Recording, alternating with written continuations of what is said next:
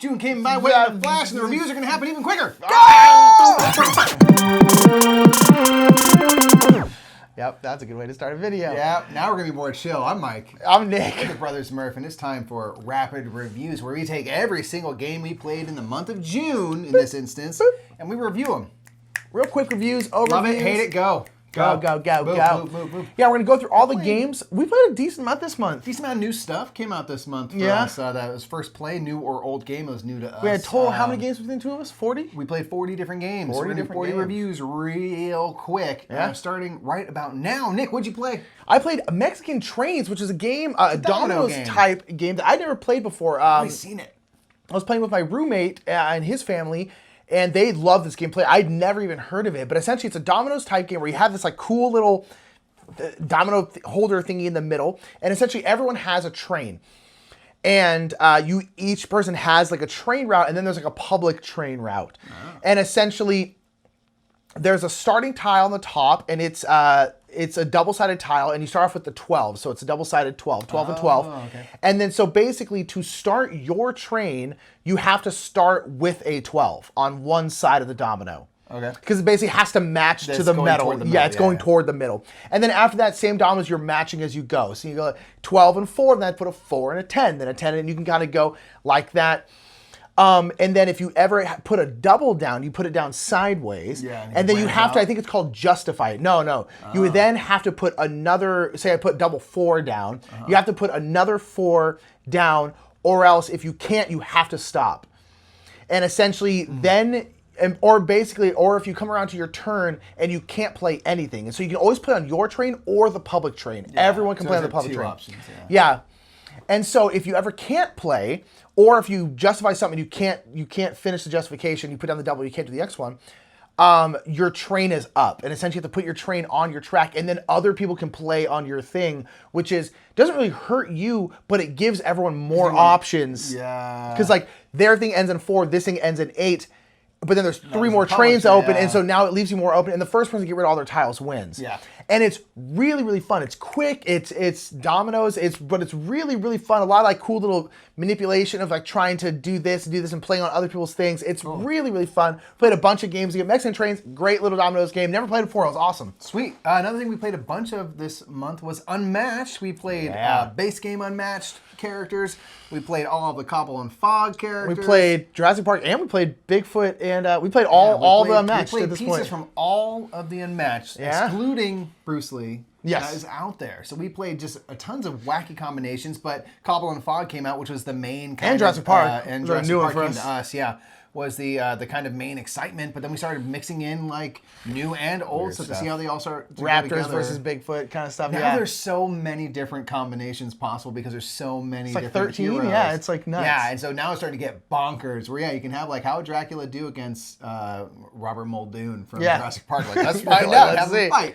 But so if you've watched before, you know we love Unmatched. So the two new sets, how do you feel with the 2 new sets? 2 new sets are super cool. Cobble and Fog offers Cobble and Fog, I think, is my favorite. Sherlock Holmes, Dr. Jekyll / Mr. Hyde, and the Invisible Man. And they are super cool because the Invisible Man actually puts out fog tokens. You can kind of warp between fog tokens and move them around. You also get like boost to your defense or attack if you're on fog because you're like coming out of the mist. Yeah. So they feel super thematic. Yes, they are really Jekyll and Hyde, you get a lot of cards you can only play if you're in Mr. Hyde form or Jekyll, and like they offer up really interesting choices. It's kind of like the Alice in Wonderland where you can go big or small, but even leans into that further. More so, and Dracula's awesome with like the 3 sisters, and you have the ability to like, restore yourself, because you're feeding and stuff. And then Sherlock's really interesting. He's because, super like, weird. There's times where you can like literally like play a card and be like, I'm guessing that you're playing a card with a 2 on it. And if you're correct,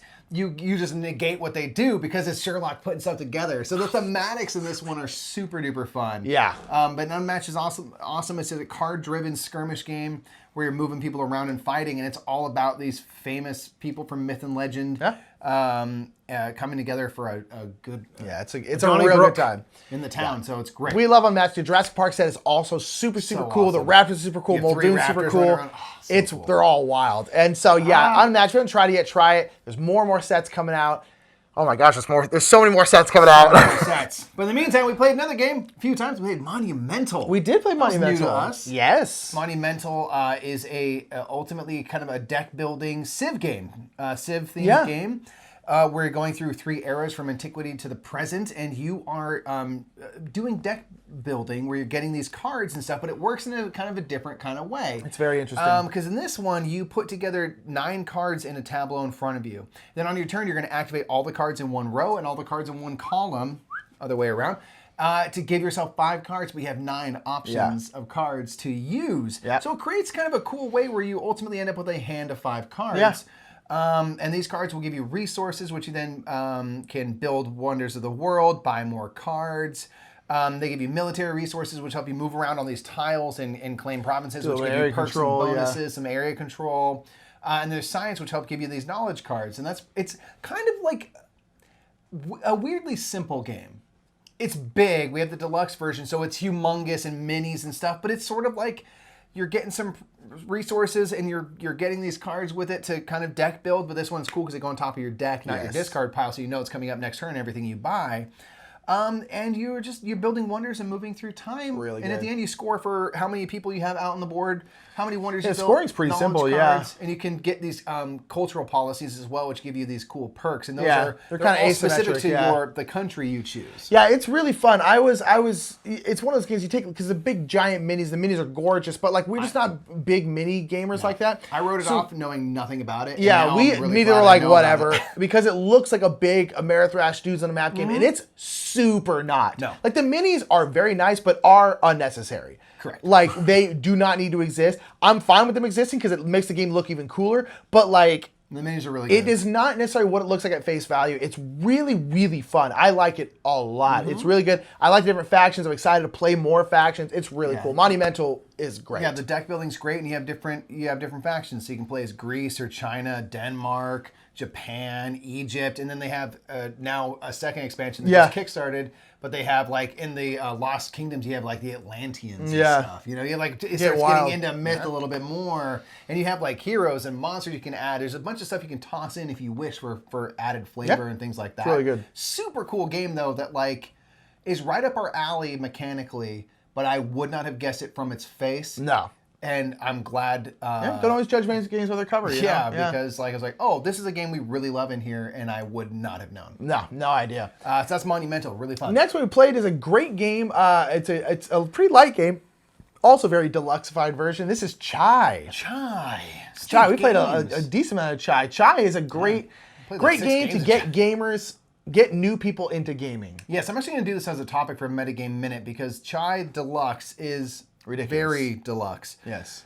It's very nice, but I was thinking, and it's a very light game. Yes. And that's so like when I first saw Chai and it was the deluxeified version at Dice Tower West, I was like, man, that looks really good. It's kind of expensive because it's deluxe. So I asked people like, how is it? And they all said like, good. It's light. It's very light. Yes. And it is very light. But sure. I've come around to thinking that like having a deluxeified version of a game like Chai. Of a game that light. Is very good for the hobby because people like stuff that looks nice. It's chunky, it's fat, it feels good, it's pretty, it's easy to understand. Yeah, I'm like that's going to create a board gamer. Right it really will because people are like, oh my god, this is so nice and da da da da da. Yeah, it really does. It's like, don't get me wrong, not every game needs to be deluxeified like that, but having simple light games that do look that are component wise that amazing. Yeah. Is, again, not every game needs to be that way, but having some is incredibly beneficial, and having like 1 or 2 in your collection is incredibly beneficial because that is how you make new gamers. You don't make new gamers with Castle of Burgundy. You don't. It's just too abstract and thinky and the hobby with yes, that, exactly. But you have to hook them in some way, and Chai, especially the deluxe version, Chai just in general, is a great way to do that. Yeah. Because it's just nice. It's a game where you're trying to get tea tokens and these tokens from the pantry to fulfill orders. You're trying to serve tea to customers. Yeah. And the more players you have in the game, the more different color customer cards you'll have, the more options. And it's just combinations they want. They want some jasmine, 2 ginger, and a bit of lemon and some honey, and that's what you have to have all those tokens to be able to serve that cup of tea to that customer, which will get you points at the end of the game. And there's basically 3 actions. Get some tea tokens, get some pantry items, or you can reserve a customer because there's just like this common pool of customers that anyone can fulfill from any time. Yeah. You can reserve a customer and get a little special power. And that's it. The one thing I'll say about Chai, it's good at 2, it goes very fast at 2, but I really like it like 3, 4, or even 5 because there's just that many more customer cards. Yes. So the options I would are say that you much more varied. played at 3. Yeah. Played at 3 at least. And also it's going to make the whole reserving a customer more important and more of a chunky part of the game. But Chai is a good, it's a great game. Light game. Definitely check it out if you're into that family weight. Yeah. We got to speed this up. We're only 4 games in. We got a lot more. We got the Quacks of Quedlinburg, couple plays of this. With the Herb Witches. With the Herb Witches, great game. Herb Witches is great. The main reason why we played it, yes, is because up above us here will be a card for our 3D printed bit boxes. We printed out some boxes to hold the bits. They look really cool. They're like crates. Check out that episode to find out more. They're my favorite thing we've ever printed, honestly. So because of that, we've been playing with it more because it makes it functional and easier to play. It looks really cool. And Quacks is just, it's such a good push your luck game. It's so good. Quacks is fine without it, absolutely. But I love the Herb Witches expansion. I love getting more powers for those different chits. And then the witches are nice too. The witches are so cool. They're these one-time uses, but they're very powerful. Yes. Like, man, I really love playing with the witches. It's given a ton of new blood to this game that already had some staying power. Oh yeah, already was fine. Yeah. But yeah, it's Quacks of Quedlinburg is great. Bam. What else did you play, Nick? Sanctum. I played a couple games of Sanctum. My roommate really loves Sanctum a lot. And so we played a couple. He always comes up and like, you want to play Diablo? You want to play Diablo? It looks like Diablo. It looks like Diablo, yeah. But this is a game by CGE. This is by the same person who made Adrenaline. Yeah. And essentially what it is, it's kind of like his take on these types of games. So this is his take on a dungeon crawl. And it's essentially a Euro dungeon crawl. It's not really, honestly, a dungeon crawl. It's very much a Euro game. Yeah. But essentially you have a character and you have all these abilities that you can unlock, essentially. And then you're essentially making your way up to the Sanctum and up to basically where this big giant Balrog looking Diablo demon is. And you have to go fight him and stuff like that. Yeah. So essentially you're going up, walking up. And as you're going, you're constantly fighting all these different demons. And these demons, when you fight and defeat them, well, then you flip them over to the other side and they're items. They're either like helmets or like weapons or like classic armor. Diablo style, they die and turn into loot. They turn into loot. And it's very cool because you don't get to see what items they are, but you know this demon is going to turn into a helmet. This demon is going to turn into like some boots. Yeah. And so you can kind of do it like that. And then on your abilities thing, you have a red column, a green column, a blue column. And the demons are red, green, and blue.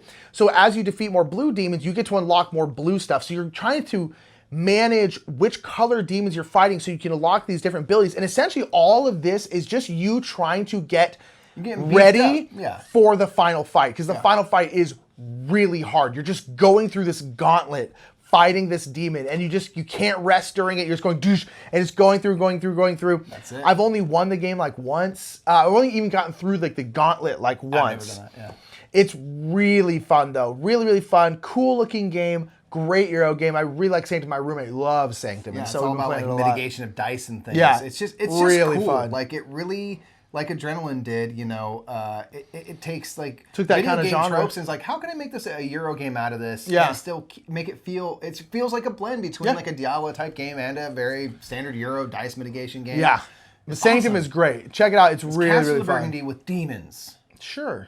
Boom. Next I played a couple of games. I continued my supremacy of Through the Ages. Yeah. Digital. Crushing. Yes.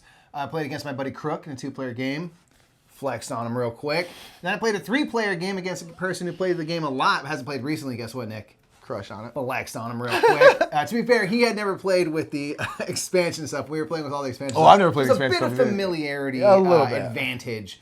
But Through the Ages Digital is fantastic. The New Wonders and Leaders expansion is Chef's Kiss delicious. Yeah. It's great and always play it in the digital form. Through the Ages is a fantastic app on the phone. I have it on the phone. I got it on Steam. It's great everywhere. Yeah. Check it out. It's great. Through the Ages is awesome. Game. So good. So good. We also played Cacao. This was played during Bing Bong Con. We had a big 13-hour stream that we did for Bing Bong Con. We are Bing Bongs. You're all Bing Bongs who are watching us. And then we had kind of a game day afterwards. But Cacao we played during the stream. This is a great praise be to Phil Walker Harding. This is a great Phil Walker Harding game, praise be. And basically, you are putting out, you have these square tiles, and everyone has their own tiles that have jungle workers. Tiles jungle tiles, exactly. and your worker tiles have 4 workers on them in some configuration. So there might be like 1 worker on either side. There might be 3 on one side and then 1 somewhere else, 2 and 2. There'll be some variation of 4. And so, and basically what you're doing is you're putting these tiles next to these jungle tiles. Jungle tiles have actions on them. You can gather cacao from a plantation. You can sell the cacao. You can go here to these temples. You can go rafting up a river. You can do all these different things. And basically when you put your tile next to that action tile, however many workers are on the side touching it adjacent, that's how many times you get to do that action. So if it's a picking cacao, you would get to pick 3 cacao if you put 3 next to it. Yeah. Now the cool thing is whenever, like there's a worker tile here and a worker tile here, basically there's 2 sides of an empty space, you then have to fill that in with a jungle tile. Yeah. So you're making this checkerboard pattern between workers and jungle tiles. So the cool thing is you strategically put stuff out to then put a jungle tile out and get to do another action, because then if you have a worker adjacent to that jungle tile, you get to do that action.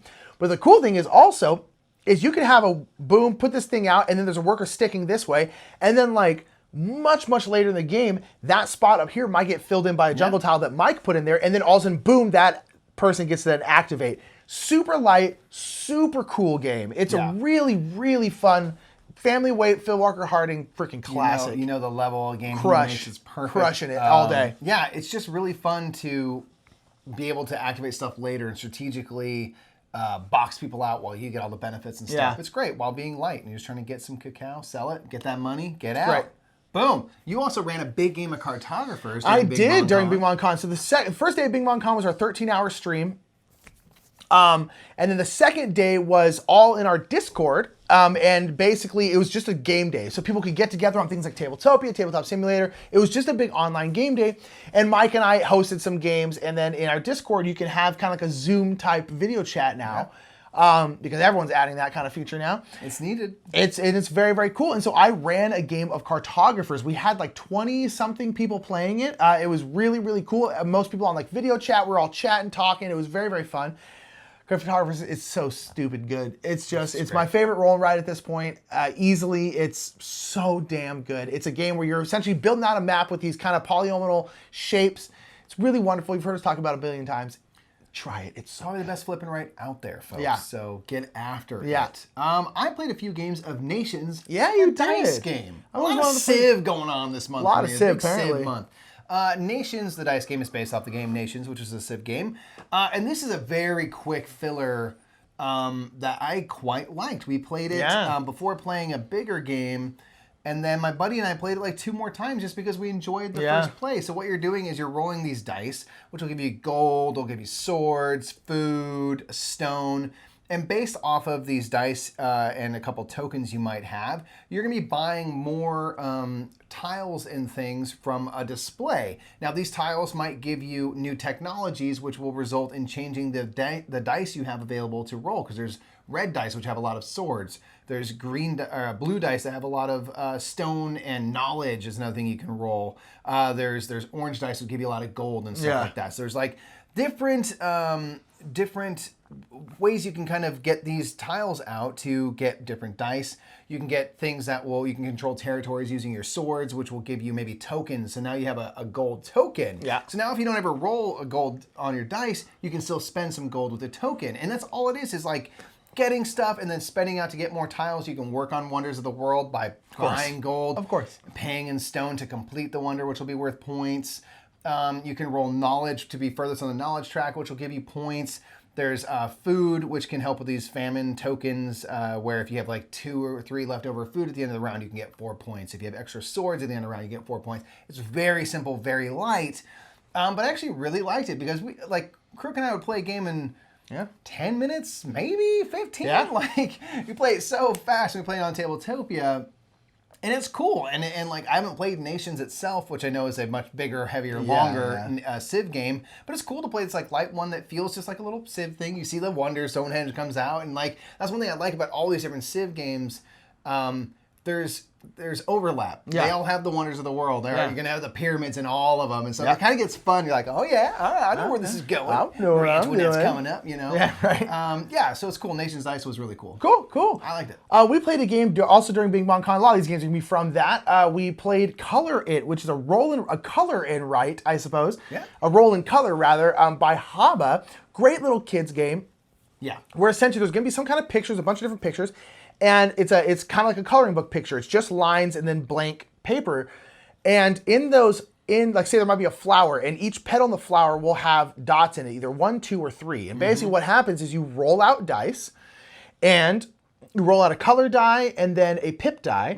And then the pip die will tell you it'll roll either 1, 2, or 3 pips. And you have to then fill in that color. You have to fill in a level 3 pip somewhere. You're essentially just coloring in a picture, but you're doing it based off of the dice, and whoever can fill in their picture first wins. Yeah. It's very light, Very much cute. aimed at younger kids who like to color and stuff. But like I if we had a family and stuff, that would be one that would be very cool. Instant, yeah. And you can like make it even easier from there. But yeah, you roll out a couple dice and you get like combinations of color and number, and you just got to put those things in and try to make a cool, pretty picture. Yeah. And you can even, make your own really and just fill in the dots and kind of distribute the numbers. And it's sort of just a race to finish, but it's very much for little kids. So obviously, like, we're not the target audience, but it's cool. Like, I was like, that's really a neat way to go about getting kids to do something where now you got to pay attention. Well, where can you put that person? Yeah. Oh, here's a 2. Pattern recognition, finding totally. stuff like that. So I was like, this is a neat idea. Oh, yeah. That I hope kids really enjoy out there. Yeah, color, it's great. Mikey, you played a little Railroad Ink. Railroad Ink Deep Blue Edition. We played the base version of the game, so didn't play with the Lakes and Rivers expansion part. But yeah, we played Railroad Ink over Tabletopia during Bing Bong Con. That was just really fun. We played kind of a mix. Some people had physical boards. Some people were playing, like I was playing in Tabletopia itself. It's a great roll and write where you're putting out networks of railroads and highways based off these dice you roll. Yeah. You got to put everything into your board somewhere. And you got to deal with what the dice give you. If you're trying to get a bunch of railroads, you roll a bunch of highways. Well, figure out how to make a highway work for you. And this is one that I want to give a shout out to Tabletopia. The implementation works really nice. Because, especially because you don't have to be artistically inclined at all. No. The way this works is normally you would just draw in your little routes and stuff, and you can make them as pretty or ugly as you want. And in Tabletopia, you roll the dice, and then for every possible die face combination stuff, there's tiles. And so you can just pull down tiles and then quickly rotate things around and then slap them in. It snaps into the spots in the Super board. nice. So it's crazy easy to put stuff down and build out your networks, and everything stays nice and clean and you can see everything. Yeah.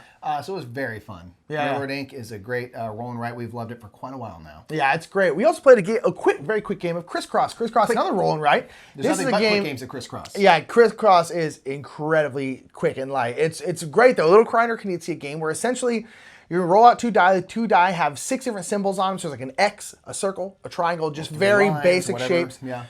And essentially you have a 5x5 grid, and you're just writing those symbols in. You're essentially trying to get as many of the same symbol in a row and in a column. So essentially, like, you'll score at the end of the game, once everything's filled in, you'll score each row. If you have 2 symbols next to each other, you'll get like 2 points. If you have 3 symbols, you'll get like 3 points. If you have 4 symbols, you get like 8 points. If you have all 5 of the same symbol in a row, you'll get like 10 points, something like that. So you basically, at the end of the game, go row by row and score each row. And then you go column by column, score each column, and then you add up your points, and then that's it. So essentially, you're rolling out these 2 die.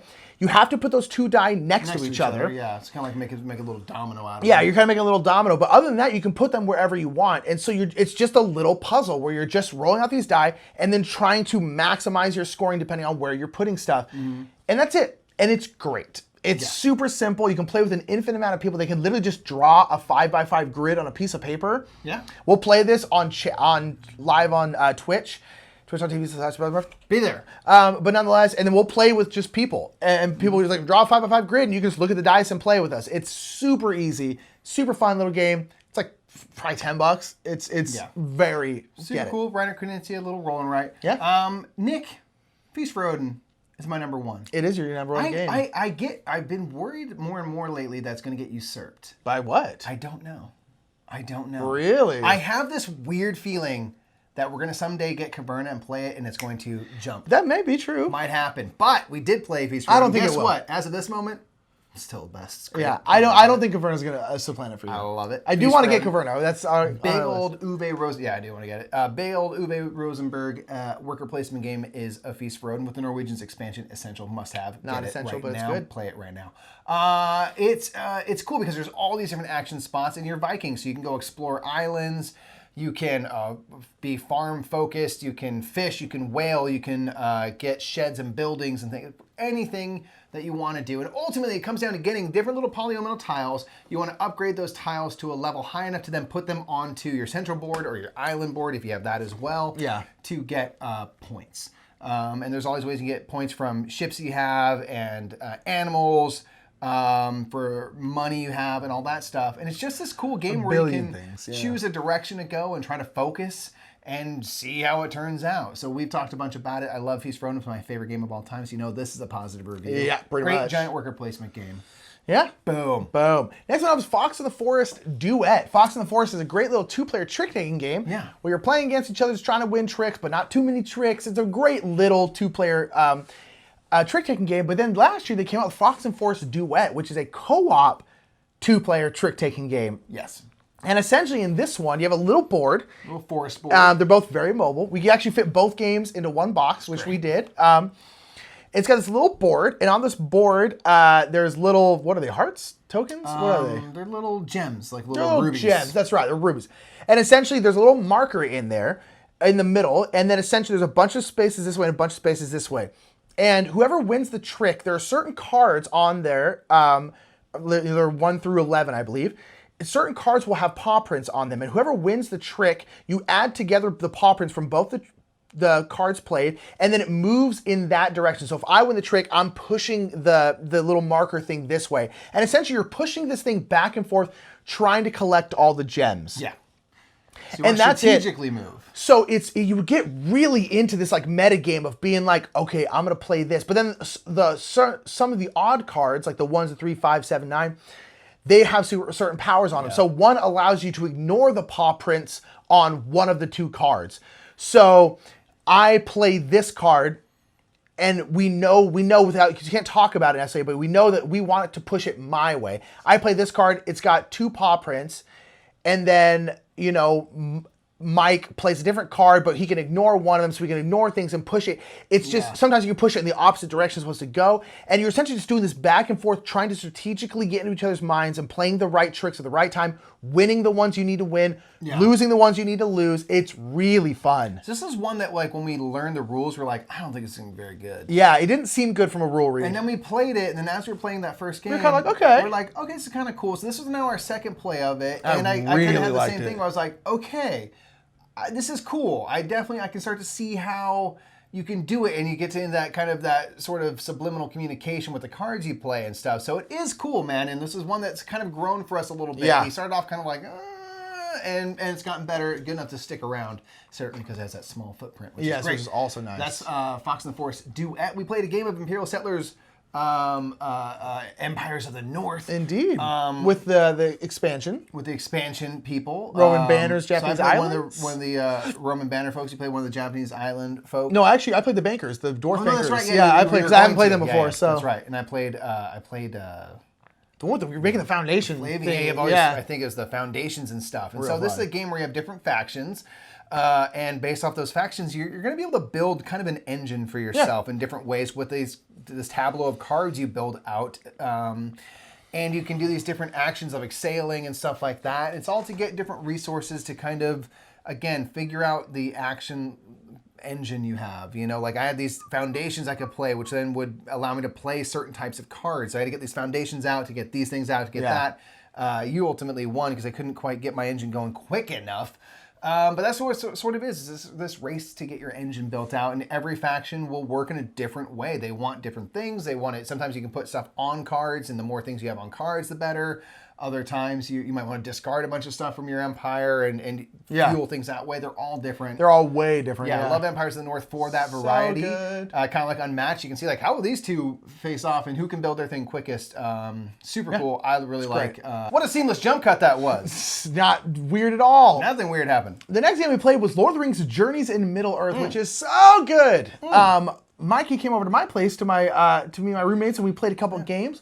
One of the games we played was Lord of the Rings Journeys of Middle-earth. And this is, I think, the 4th or 5th time we've played the first scenario of it. And you know what? Still really just like that first scenario. Really good at that first scenario. We've played this game a number of times, but each time we play it, we've always been playing with new people. So we're like, let's start at the beginning so everyone can choose their characters. We can really show the game. Because it's really fun. And so we've never gotten more than like 3 or 4 missions into it. But you know what? I still love it. Yeah, I don't even care. I just love it. So this is based off the Mansions of Madness system, where there's an app that will populate the world for you, and it will tell you certain tiles to put out, certain things to interact with, and all that jazz. And you're kind of going through a campaign. There's a couple storylines now you can follow through. So it's super cool because you don't know what the map's going to look like. Even if you're playing the same scenario, it's not going to generate in the exact same way every time. And then based off that, it's like, there's this thing, there's a rustle in the leaves over there. So that's like an investigation token. You can go explore that and see what's up. And you're just like, oh yeah, those are orcs. Crap, now that I'm here. And the app is telling you the story elements and everything. Yeah. And it'll give you these tests. Basically, I have to do a test, and sometimes like I need to get 2 successes and use a wit test. And based on your character, you might have a higher stat or a lower stat in wit. And the higher the stat, the more cards you get to draw, which gives you more chances to get a success. And there's certain times where the success is on a sliding scale. So 1 success is good, 4 is better.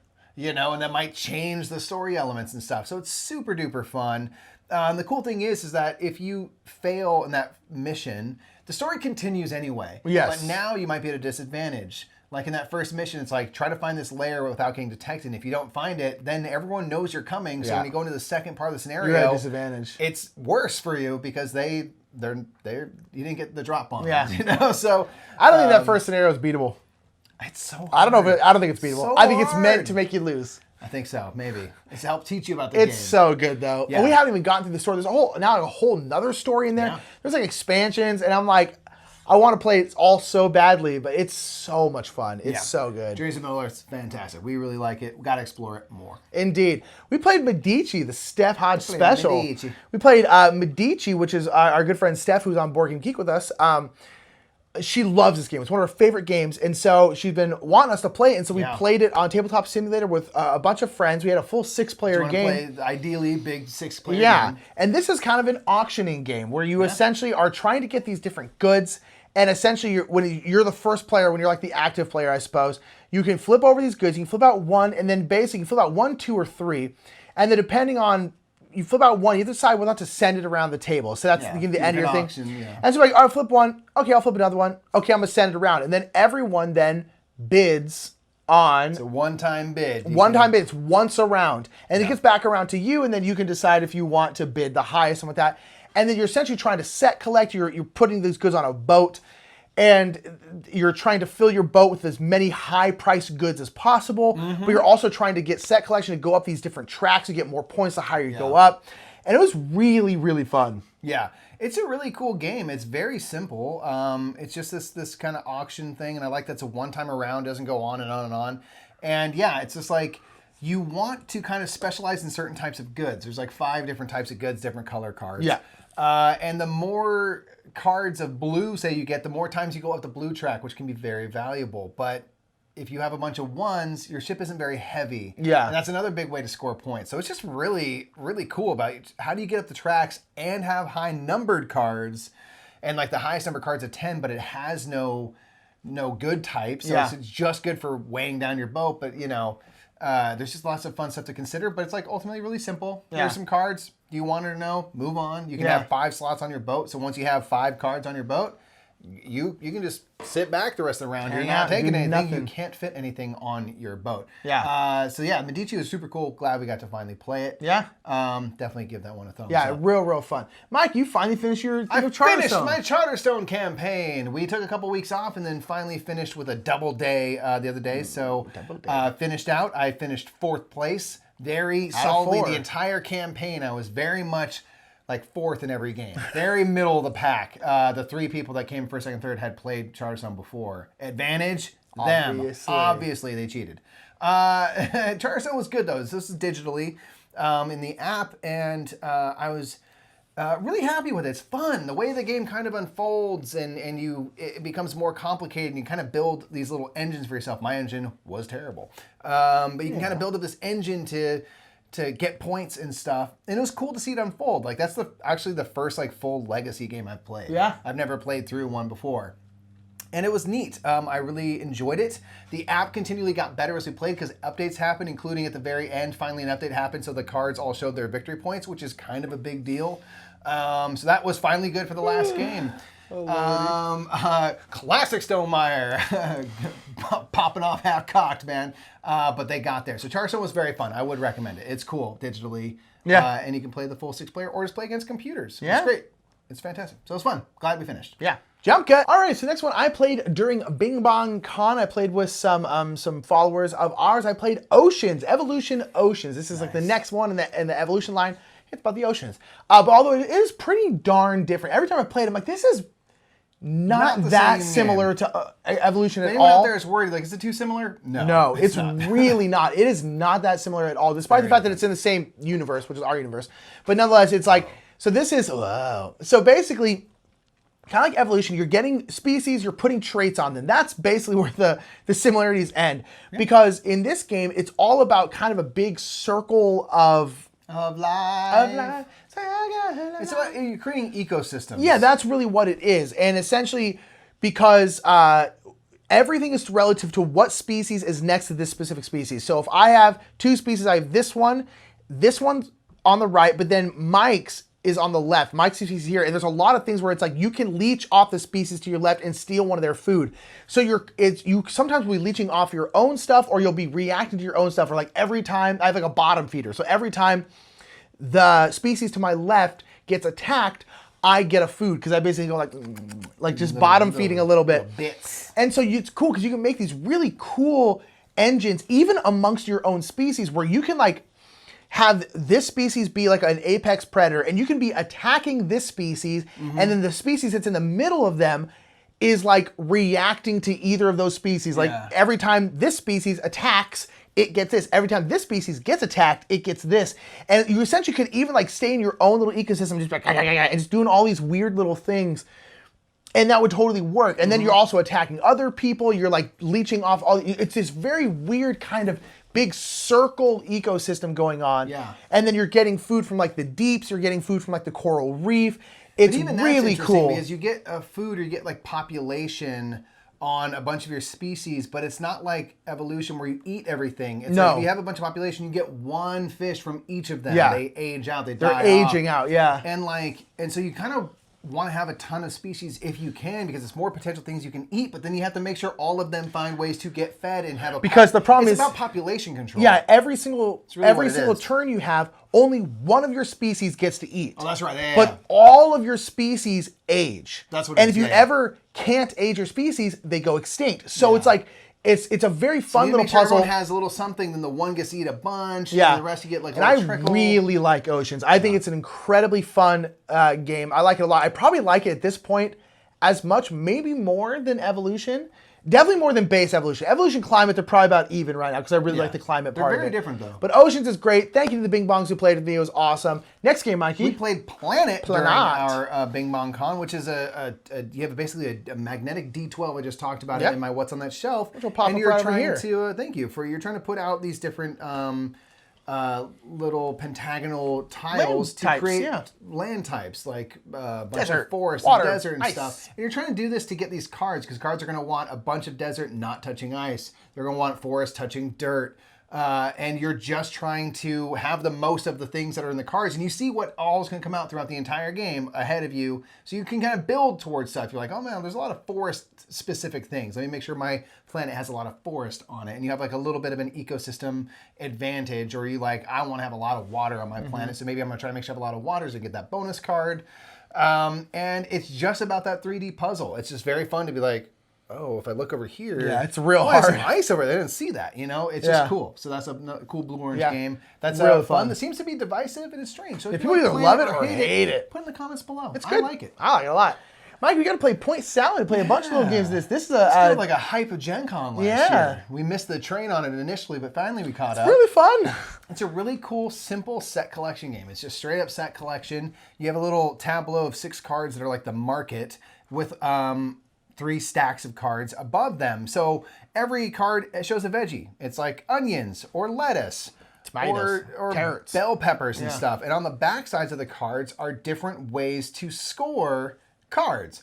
So on your turn, you're either going to take 2 of the veggies from the display or one of the 3 scoring cards. And the scoring card says, hey, for every pair of tomatoes you have, you get 5 points. Yeah, great. And so now I can have that scoring card in front of me, and I'm going to try to get a bunch of tomatoes. Or I can just, you can kind of work it in different ways where the same veggies can work for multiple scoring cards. Because every scoring card works on all your veggies, and all your veggies work for all of your scoring cards. You don't have to allocate them to specific ones or anything like that. But it's just as simple as that. Get two veggies or a scoring card. You can take one of the scoring cards and flip it to a veggie if it's just not working out for you. And there's things where it's like, hey, onions are worth points. Cabbage is worth points, but lettuce, you lose points. Now you don't want lettuce or whatever, or it's like for every type of veggie you don't have, you get points. So it's just all these different scoring opportunities. Super weird. And it's a super simple game. It's fantastic. I totally get why people are like, this is great. Yeah. It plays incredibly fast. Yeah. Point salad's fantastic. It's really fun. It's a set collection. Great little game. Yeah. Boom. You play Viscounts. I played another game of Viscounts of the West Kingdom, which is really good. I'm hoping to get it soon so that I want to do an official Best of the West trilogy review.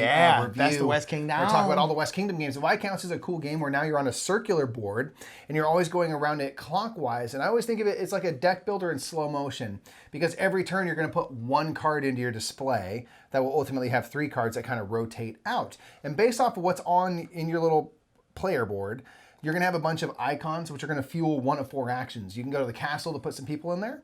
You can fulfill some manuscripts. You can build some buildings, or you can trade stuff to get goods, which then will help you with those other 3 actions. There you go. And that's pretty much all you're doing. But it can be tricky because the new card you put into your display will show you how far your Viscount moves. And if you're on the inner circle, you can do the manuscripts or the castle actions. If you're on the outer circle, you can do the building and trade actions. So you need to be in the right place to do the right actions at the right time based off of the icons that are on your cards. And kind of like Paladins, it probably pays to focus a little bit in certain areas because you can get these townsfolk cards, which will give you different icons and stuff like that. So you kind of want to make sure, ideally, you'll have a round or 2 where on your player board you have a lot of one type of thing and you can do powerful versions of that action. And then there's different goods you can get to kind of fuel those actions further. So it's really cool. I really want to show you it. Yeah. Another great entry in the West Kingdom line. It's fantastic. Yeah. Viscounts. Next up, we played Power Rangers Heroes of the Grid. We spent last month painting this. We are working with Renegade Game Studios. We are painting this game on their stream on Twitch, on Facebook, and on YouTube. We were working with them, and then we decided to paint it for 3 weeks. So we did 4 streams of them. Yep. Paint it. And the last week, the 4th week, we played the game. It was the first time playing it. And we had heard that the game was actually really good. Yeah. But it was just one of the things, like, it just kind of... It's another situation. I always have a little bit of distrust for IP games, which I think I should start getting over. It's another big box, minis, and we're like, what is this? And it's super cool. It's basically really fun. You're playing as the Power Rangers, and you're fighting the bad guys. And it feels like an episode of Power Rangers, where at first there's like some putty patrollers and you like smash them up. Yeah. And then a monster's going to get revealed because Rita sends something down to Earth to fight. And they have to fight that monster. And you're getting powered up and getting Zord cards because you're getting ready to go to full Megazord. Yeah. And then eventually Rita shows up. She's like, I got to handle this myself. The monsters aren't getting it done. But the game goes quick. It's really fast. And you're spending, if you're battling, you can both be in the battle, or however many players you have, they can all be in the battle, or you can split your attention elsewhere. And you're playing these cards to fuel these actions and just smash up the baddies. It's really fun. Really fun. Yeah, and all the Rangers feel very different. Yeah, which is really cool. The cards and stuff and the abilities you can do are really fun and interesting. And it's just like satisfying. Yeah. I was very pleasantly surprised by Power Rangers Heroes of the Grid. I was like, okay. And most thing is nice because it's our Power Rangers from the early 90s. They know Morphin, the audience. They started off with that base set for a reason because our age people are the people who play board games who watch Mighty Morphin Power Rangers. And now they have all these expansions with all the different types of Rangers and stuff. And so I could see how people would get in and get a ton of Power Ranger things because then you have different combinations of Rangers and they're kind of specific decks of cards. It's very cool. Kind of feels Empires of the North where they all play a little different. And now you can see how these Rangers work together. So I was very happily surprised by the game. We played a game of Quadropolis. This is a great... I love that game. We played this during BeamOnCon too? I think so. It's getting confusing. It was in June. Time isn't real. So we played Quadropolis, which is a great city building game with a really interesting tile drafting mechanic. There's a central board. Everyone has their own little city. And there's a central board where all the tiles are populated. And essentially everyone has these architects that have numbers 1 through 4, or if you're playing the advanced game, 1 through 5. And essentially this board is a 5x5 grid, and you put your architect, and it's an arrow, and you basically are pointing in, and then whatever number that architect is, you go that many in, and you take that tile. So if I'm pointing to 3, here I'll go 1, 2, 3, and take that tile. And so essentially if I use the 3, I then have to put that in my on a 3 in the third column or the third row or the third zone. And so it's this kind of weird puzzle where you have to have the right architect. You have to figure out what tile you want. Then you have to figure out where you want it, and then you have to figure out an architect you can use to actually get it and to actually be able to put it where you want it. And it's this really interesting puzzle that I've never seen before in terms of like in another game, and it's a great city building game. The way you get to, and like a Suburbia or something, adjacency for a lot of these things matters, but the way that you get stuff into the right spot is very unique. Quadropolis is fantastic. It's incredible. Yeah, we love it. Great the advanced game. It's great. We also played a couple games of Quirky Circuits during Bing Bong Con with Karen Noel. It's a fantastic cooperative, can't talk about what you have in your hand programming game where you're programming different robots to go do different actions. There's 4 types, they all do different things. And you're doing like little missions with each robot. And there's like 5 or 6 missions for each robot. And the way it works is everyone has to play at least 1 card to this display that will then be a program that your robot will carry out. And they might be things where move left, move forward 2 spaces, shift to the right, turn right, whatever it might be. So we're trying to put the right stuff in the right order, but we don't necessarily know what we have I don't know what Nick has in his hands, but I see on the backs of the cards, he has a lot of things that are going to move the robot. I have a lot of things that are going to turn the robot. So let's try to hopefully put things in the right way to carry out these actions. Really fun, cute. We painted the minis. Love it. Quirky Circuits is a good time. Great Gen game. Con last year. We got to play Rap Gods. We actually gave away capped off on an amazing Bing Bong Con live stream. Yeah, live stream with capped off Rap Gods. Gave away 2 copies of the game. Rap Gods is a game by Board Game Brothers, and it's a really, really fun game where you are up and coming rappers. Really cool theme, gorgeous art. Yeah. And you start off with a rapper, and then you basically are going to release 3 albums over the course of the game. Your first album, second album, third album. Yeah. And there's a bunch of different tracks you go up. You're going up streets, you're going up swag, and you're going up mic skills. Yeah. And then you have a bunch of different cards, and the cards have requirements to put them into place. You need to have like a certain amount of streets cred before you can play this one. You need to have a certain amount of mic skills before you can play this one. And you're essentially putting in these cards, and these are things that are helping your rap career. So it could be like one was like reading the dictionary, getting a vocabulary up. One's like getting a neck tattoo. Just certain things that like give you certain things, because sometimes it's the best part is like Mike won, and like his rapper was hysterical because he had an incredible amount of street cred, an incredible amount of swag, and no mic skills. No mic skills. I had you literally an had objective like where I didn't want to have mic skills. Yeah. Yeah. And so with this, because you're doing all these they're kind of like life events, the cards. Yeah, getting more or a less. tattoo, whatever it might be. And so it creates a story. Yes. And so we created this fun story of like, I'm a rapper who like has never actually rapped in a concert before. Yeah, no one's ever seen him rap. I mean, like, oh, that guy's a rapper, but like I actually he just goes off of straight swag and cred. And everyone just knows me, but I'm like actually and he won like a celebrity. Yeah. So it was really fun, really accessible game because it's easy to know if you can play a card or not. Every time you play, you get points and stuff. So it feels satisfying too because you feel like you're doing something all the time. Yeah. Great game, light game, awesome art. Board Game Brothers did a great job. I'm super excited for Hoop Godz is next. Yeah, Hoop Godz. I heard it's like a 2-player street ball game. Yeah. And I'm like, I'm so excited. It's great. Yeah. It's awesome. Yeah. Check out Rap Godz. Super fun. It's on Tabletopia. Yeah. I don't know if they have any more in stock right now because they did a big charity thing, and I think they don't more soon. But it's Rap Godz is really, really fun. Yeah, we played on the very last game. We played this 2 days ago. A couple days ago, we played Role Player Adventures, which is I can't stop thinking about it. A kind of a choose your own adventure game, where you're going to be going through. It's just on Kickstarter now, so we had a prototype version that had the first couple missions, adventures in it. And it's a choose your own adventure type game where you have a storybook and you are a party of people.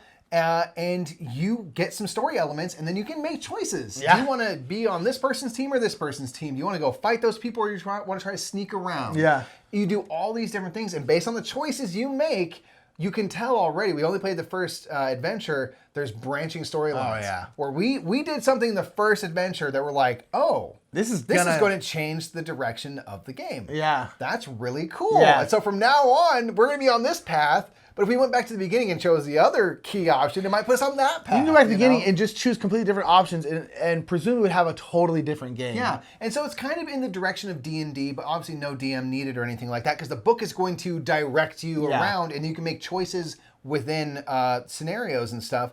But it's really cool because you start off by kind of rolling out a D&D character. You can start with some pre-generated ones that will give you stats. You have strength, intelligence, constitution, all the things you'd see in D&D, which might make you better at handling certain tasks, because you're going to have to do skill and combat checks throughout the game, where you're fighting stuff, or you're trying to overcome something, or you're trying to charm someone, or you're doing something. Yes, yeah. And then it goes into rolling dice and then playing cards you have to mitigate dice rolls. And so that's where it kind of goes into the role player part of the game. And the cool thing is, I'm really excited to someday get role player adventures, because you can play role player and have a character at the end of it. You can generate a character and then import them in to role player adventures. I'm like, that's really cool. Really cool. And one of the so fun. And quickly before we end on this one, before we move on to the next one thing I love is like they have items in the game. And the items have a certain number. So like we got this like blue fireball bomb thing. It's like item 86 or It's something. like item 86. And you can go to different locations, and then you can look up the location and the item number. And the item has, because the game knows what items are in each scenario. So you can go to this spot, which is Goblin Camp, and we can use the blue fireball thingy. Yeah, see what happens. And it'll go. But then you can also combine items. Like we found a key and we had that blue fireball. And so we could combine those things, make fireball key. And we were playing live on Twitch. Bomb key.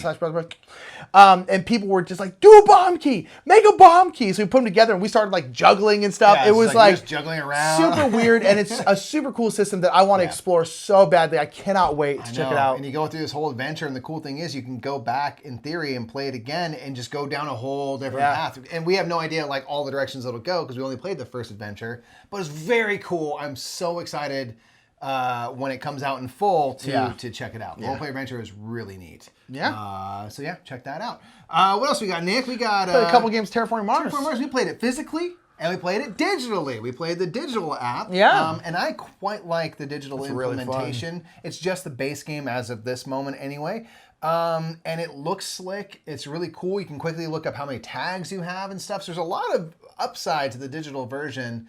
And obviously the physical version is great as well, because we have all the expansions and fun stuff for that. Yeah. But Terraforming Mars continues to be a fantastic engine building game where you're trying to terraform the planet through these cards and get different production and stuff, and we love it. Terraforming Mars continues to deliver. Digital version is real solid. Indeed, you played Friday. I did. Little solo game. I had a little solo game to myself while my lady and I were watching some TV, and I still continue. I played it physically. I continue to lose. I've never won the physical game. I did come down to the final pirate one time.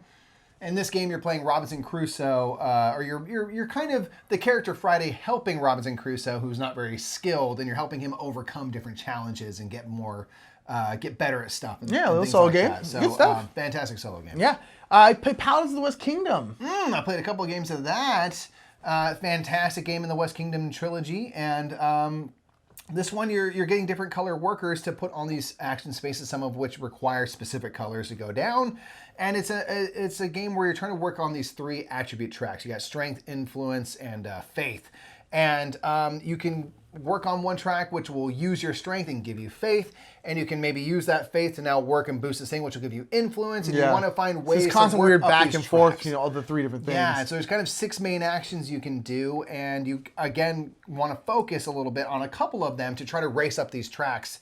And it's just cool. You have these paladins, which will give you special powers each turn, and we'll give you a couple of workers, and it's just about working up those tracks, trying to find ways to get up certain things in focus. Really good. Really good game. Really, really good.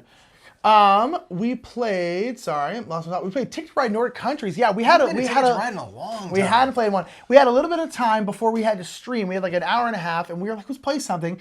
And Karen had a break from work, and so we were just like, let's play Ticket to Ride Nordic Countries because it's so damn good. It's just so good. Ticket to Ride is great. It's a classic. We love Ticket to Ride Nordic Countries because it's specifically made for 2 to 3 players, which is usually how we're playing it. We're also, most of our family is from Norway. So we're Norwegian. It hits home for us. It's got a very Christmassy theme to it. It's very, very cool. It's Ticket to Ride. There's not really much different about it other than the map. But if you play 2 players or 3 players a lot, get one of these 2 or 3 player maps. Either get, I think Switzerland is a 2 to 3 player map. Ticket to Ride Nordic Countries is definitely Ticket to Ride Nordic Countries is great because it's also a standalone. It's its own game. So. Yeah, exactly. But there are other maps that are just 2 or 3 players. If you haven't tried it and you play it a lot, try that because a big map of Ticket to Ride is tough on 2 players. It's just too open. The ones that are smaller are great. Ticket to Ride Nordic Countries is the only Ticket to Ride for me. Boom. Vikings Gone Wild is another game, and I don't think it's a game for you, if I'm not mistaken. It's a deck building game where you're Vikings. A game. Nick does not like it. I think it's okay. It's a deck building game where you And all of you people who always want to have negative views, here you go. Here you go. It's a game where you're getting different cards. These building cards, which will allow you to produce golden beer. You have cards themselves that just give you temporary golden beer, which you then spend to get more buildings, get units to attack stuff. Buy these cards in the Odin's Path row, which are all unique cards. And I think the problem with this game is, at least with the base game, and there are expansions, so I can't speak to the expansions, but in the base game, you see everything in the game. Yes. There's set buildings. There's 6 set buildings that are in every single game, the same buildings. Yeah. There's 3 types of units, 3 types of defenses, same ones in every single game. There's this Odin's Path card that are unique, but you'll go through that whole deck in a game. In a 2-player game, you'll go through the whole deck. So you're going to see everything that the game has to offer pretty much on your first play. And after your first play, you're immediately like, cool, we need more stuff. We need more stuff. That's not great for games. No. If you play it one time, you're like, that's everything. Cool. And that's my thing. Here's the thing. Do I dislike the game? No, the game was fine. I thought it was absolutely fine. It desperately needs an expansion. And it has expansions. But to me, it's like the base game needs to be playable. Like, you have to be able to play the base game. The base game is fine, but it is a straightforward deck builder. Yeah. And in my opinion, there are other straightforward deck builders that do it better, or in my opinion, just have a more interesting theme. This might be one of the only times that we say play Dominion instead, because then you can at least choose different sets of cards. Yeah, you have a whole bunch of different cards you can choose. And we're not massive Dominion fans, especially me. You like it more than me, but it's like, I don't know. We played it once a while ago before we went on the cruise, and I was like, okay. I thought I was really going to like it. And I was kind of like, okay. Time, but I was like... And I wanted to play it again, because I was like, I wonder if I was just didn't like it, and we got half through the game, and I was like, I don't like this game. I think it is so, it's aggressively okay. It's got a fun theme, though. I don't think the theme's that fun. Bears. It's just drunk Vikings, dude. That's literally every game. But they're kind of cartoonish. They are. I don't know. To me, I'm down to play it again. I would like to play with the expansions, but to me, this game... After halfway through one game, you're already like, I need an expansion. Yeah. And that to me is not great. So I don't really like this game. Yeah, it's not for me. That's Vikings Gone Wild. If you like it, put in the comments below. We also played Village. Yeah. We played the base game of Village, which is a classic Inca and Marcus Brand game. Yeah, the brands. Where you have all these cubes, these influence cubes out and about on these action spaces. And to take a turn, you'll remove an action cube from the space and take the associated action if you like. And you're going to take these cubes to then fund actions, whether or not they match the action space you're on, but you might get a pink cube from this thing to do that, to ultimately spend the pink cube where you really want to spend it. And then you have workers, you have family members. And these family members are going to go out onto the board, and pretty much, if they go out onto the board, that's them working in this field. And then as the game goes, a lot of actions require a certain amount of time, and you have a little time ticker that's going around your little home board. And every time it crosses the bridge, someone crosses their own bridge, an old family member dies. Murdered. And basically, based off where they die or get murdered, they will go into either the Village Chronicle because they worked in the church and they'll be remembered for their great work in the church, or they're remembered for their travel, or they worked a really great farmer. Crafts. Yeah, they're a great farmer or whatever it might be. Or if this Village Chronicle is filled up, you might put them in an anonymous grave. They don't get so remembered. So it's all about like how you spend your time, where you get your workers, and you can kind of get up in these various tracks on some of the actions. And basically, the higher you can get in any one of the areas, the better. So it's one of those games where there's a lot of directions to go. You kind of want to get good at all of them. Probably not going to be able to do that. So what do you do? Yeah. And I quite liked it. Yeah.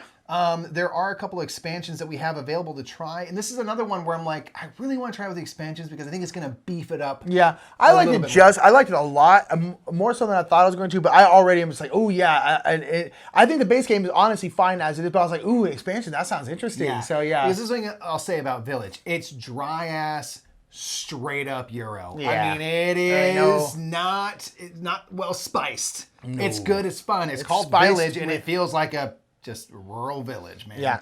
So some of these expansions might give it a little life. So I'll say that about it. But Indeed. It is very fun. It's one of those games that like the brands know how to make a mechanically very sound game. It's very sound.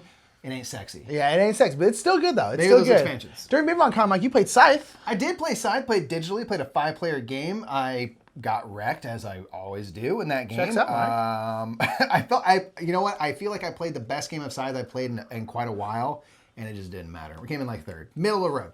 I'm a middle of the road board gamer, but it was super fun to play during BigMonCon. It was awesome to play 5 players. There's a lot of stuff going on the board. It is great at those higher player counts, and the digital version kept it quick. So A-okay. Scythe is great. No, Stonemaier game during the BigMonCon, I played a game of Viticulture, which is my personal favorite game. That's my number one. It's Viticulture. It was great. You play Tuscany or Essential? We played Tuscany. Yeah, okay, we played Tuscany. Cool. Right on. Yeah, it's great. It's on Tabletopia. I played with a bunch of followers. It was super, super fun. It's the best game I've ever made. It's great. Bam. We also played Wendake on stream, which is the first time we played it probably this year. At least, definitely this year, yeah. If not in a year. And it's probably a been more than a year. fantastic game. Actually, a really cool action selection system. Yes, incredible. And you are Native American tribes, and you're going around trying to work up these 4 different tracks. There's military, there's trading, there's rituals, and mask ceremonies. And you're trying to work up these tracks equally because you're only going to score your weakest tracks on the 2 halves of the board. And it has this really cool tic-tac-toe style action selection system. Yeah. We have 9 tiles on your little board, and you can activate 1 line. It has to be a straight line, so it's either diagonal, straight up and down, or a column, or a row rather. Based off these things, you're going to get veggies and stuff to trade, and you're gonna get pelts and things that can fuel those actions. You can move units out to get some area control for your military might, but you don't necessarily have to fight anything. No, not necessarily. You just have the game supremacy in terms of numbers. Yeah, so there's like kind of these different directions you can go, but it's nice because it's not. It's kind of like about like. It's about life. It's about normal life. It's not about like it's not going like fighting people. No, it's not. It's not Hollywood Native Americans. Yeah, it's like living a life. You're just living a life. It's like, and it's culturally appropriate too because it's like it's like they're not in teepees because these are around the Great Lakes region. They didn't live in teepees. They lived in longhouses. So everything's done in longhouses. Yeah. They did their research. It's really, really cool. And then on top of that, it's just super fun, really thinky, really puzzly. It's all these like special actions as you're going. Your actions that you're doing. Every round you get to swap one out. So you're getting bigger and bigger and bigger actions. The way they activate is so weird and interesting. I've never done before. I love this game. It used to be my top 10. I don't know if it's still my top 10, but it's probably still my top 20. I love this game. It's been a while since we played it. Yeah, and again, it just reminded me how freaking much I love this game. Yeah. It's so good. Yeah. And the last thing is I played one more game of Blood Rage. I played against my buddy. Sorry about got destroyed. What happens? That's digitally I played it with the app and got crushed. And I just continue to not know how to do that game good. And I need to practice because... Don't do it good. Man, no, but I want to. I want to win one game of it in my life. One game. It's not going to happen. I don't know. But I played Blood Rage Digital, which... As time's gone by, I've gotten less and less enamored with Blood Rage. I think I've actively just don't really like it anymore. That's fine. Yeah, I don't know. Here's the thing. We got rid of it physically. I don't regret that for a second. I'm happy to have it digitally, and that's probably going to be good enough for me for good. Yeah. And I haven't played it that much, but I do want to play it some more. The app is still a little bit shaky, though, so if you're going to get the app, just know that they're still working on it. Yeah. But that's our list, folks. That's all the games we played in June. We played about 40 games if we include all those different versions of Unmatched. Yeah, exactly. It's about 40, 43, 44 for separating all the Unmatched because they are technically different games. Yeah. But yeah, so that is it. So Mikey, we're adding a little thing at the end of this. What was your favorite game of the month? Lord of the Rings, Generators of Middle-earth. Why? Because Lord of the Rings, man, and you're actually exploring around as Aragorn and stuff, and then you get these cards and you have a roll, and I'm excited as always about the prospect of actually getting deeper into a campaign. We'll never get over there. Because then you can level stuff up. You can discover things and get items and whatnot. And the fact that you don't know at the start of your encounter what is going to be is so freaking cool. Yeah. It's using technology in a board game in the best possible way. And it's Lord of the Rings. Yeah. It's Lord of the Rings. My favorite game was Wendake. We just talked about it, and it just, again, playing it again and talking about it again, just reiterated how freaking much I love this game. It really is cool. It's just so much fun. It's so different. It's so cool. Yeah. And if you can try it, give it a shot. A lot of times it's on sale pretty heavily because it hasn't sold that well because people just don't know about it. Yeah, and it's really good. Got a good solo version. It's awesome. I love Wendake, and I keep wanting to play it more and more and more. So that's my favorite. So that is going to be it. That's rapid reviews. That's 40-plus-ish games, depending on... Around about 40. All that much. And so at the end of our rapid reviews, we always shout out our new patrons for the month. Thank you again to our new patrons. Our new patrons in June. Thank you so much. You can check out our Patreon if you want. We got Glenn Skiba, Mike. We got Tom. Just Tom. We got Plug Hedius and Allison. Yes. We got the LJ Experience. Yes. We got Pang Winter. Yes. And we got Serena Cooley. And by the way, on Patreon, you can choose your own name, which is why some people are called the LJ Experience. And don't mind being shouted out. Tell us what you want us to call you. But thank you to all of our new patrons. Thank you to all of our continued patrons. Yeah, thank you people who increased this month. Yeah, we had some people go up. I mean, that's really amazing. It really helps us out. We have big plans for when we can go back into the world. We have giant versions of games and things that we're actively planning for. Yes. For the future. And they help things like Bing Bong Con happen. Yeah. You know what I mean? Like the community. June was a fantastic month. We raised over $6,000 for the NAACP. Yeah. Amazing. So thank you to patrons and everybody that watches us. If you like this, please leave a comment. Let us know the favorite game you played in June. And give this video a share. And just let us know what you think about our taste this month. Yeah. I feel like we played a lot of really good stuff. We did. We played a couple of okay things as well. Not bad for a June, though. Why not?